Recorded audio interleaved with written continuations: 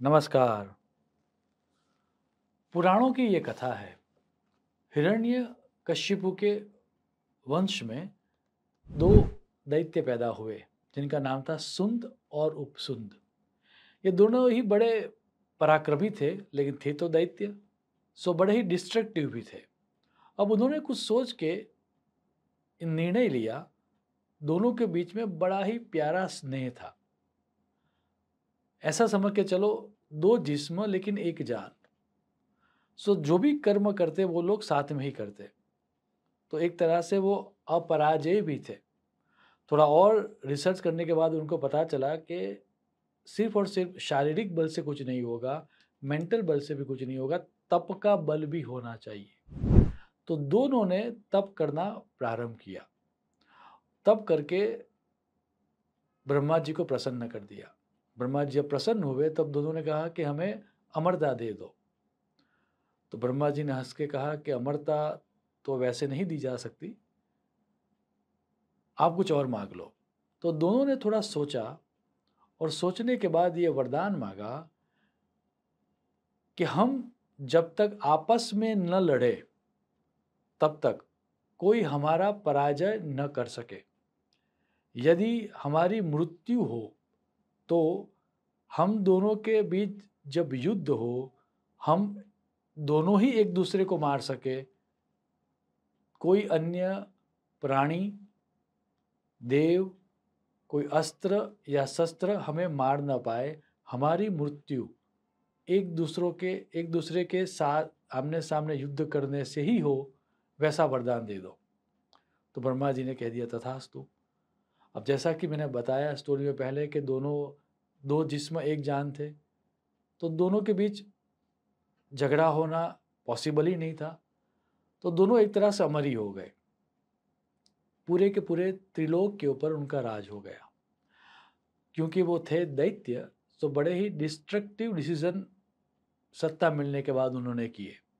सो कोई पाठ पूजा न कर पाए, कोई यज्ञ यागादि न कर पाए। जो सज्जन लोग थे उनको वो परेशान करने लगे। तो फिर सभी देवता वापस जाते हैं ब्रह्मा जी के पास और डिस्कशन करने के बाद विश्वामित्र को बुलाया जाता है। विश्वा विश्वकर्मा को बुलाया जाता है। विश्वकर्मा ब्रह्मा जी के सजेशन को लेकर एक सुंदर स्त्री की रचना करते हैं। एक ऐसी स्त्री कि जिनके शरीर का तिल मात्र भी अट्रैक्टिव न हो, पूरे का पूरा बॉडी अट्रैक्टिव हो। और क्योंकि तिल मात्र भी ऐसी जगह न थी जो अट्रैक्टिव न हो, तो उसका नाम दिया गया तिलोत्तमा। अब तिलोत्तमा इतनी सुंदर थी कि उसकी बातें ये दोनों भाइयों के तक भी पहुंची। तो दोनों भाइयों ने यह प्रस्ताव रखा कि तिलोत्तमा, तुम हमारी रानी बनो।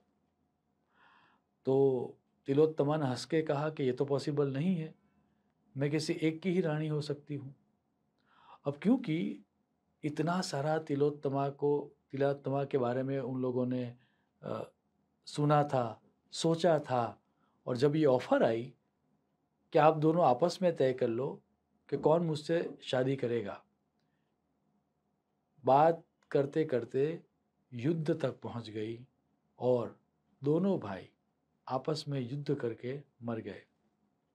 स्टोरी तो यहाँ पर ख़त्म हो जाती है, लेकिन इस स्टोरी को समझ के श्री कृष्ण भगवान ने किस तरह से हमारा पतन होता है उसके बारे में बात की है। आप पहले श्लोक देखें और श्लोक देखने के बाद आपके दिमाग में यदि आप वो स्टोरी रखोगे तो आपको पूरी बात समझ में आ जाएगी। श्री कृष्ण कहते हैं, ध्यायतो विषयान पुंसः संगस्तेषुपजायते, संगा जायते कामः, कामात् क्रोधो भी जायते, क्रोधात् भवति सम्मोहः, सम्मोहात् स्मृति विभ्रमः, स्मृति भ्रंशात् बुद्धिनाशो, बुद्धिनाशात् प्रणश्यति। तो ये पूरी की पूरी स्टेयरकेस है पतन की।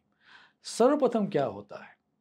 तो श्री कृष्ण ने कहा सर्वप्रथम होता है इंद्रियों के विषय में चिंतन।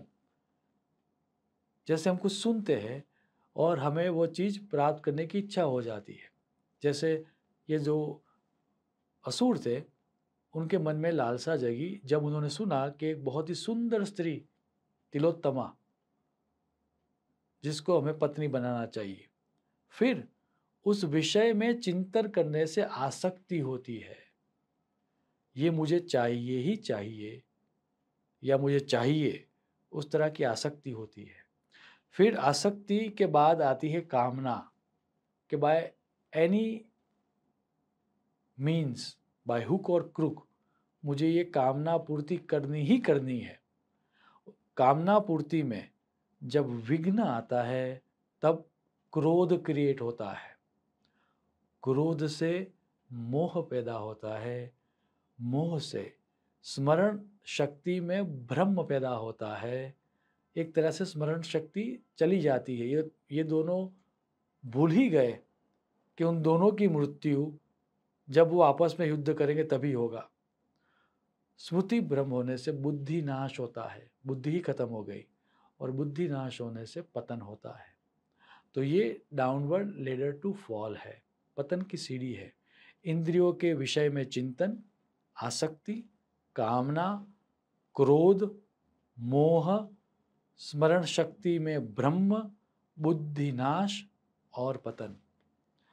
सो नेक्स्ट टाइम जब किसी वस्तु की अत्यंत लालसा मन में उठे तो पतन की इस सीढ़ी को याद रखना कि लालसा से ही, कामना से ही सभी चीज़ों की स्टार्ट पॉइंट होता है। पतन का स्टार्टिंग पॉइंट ही जब हम उस विषय के बारे में बार बार सोचते हैं वो है।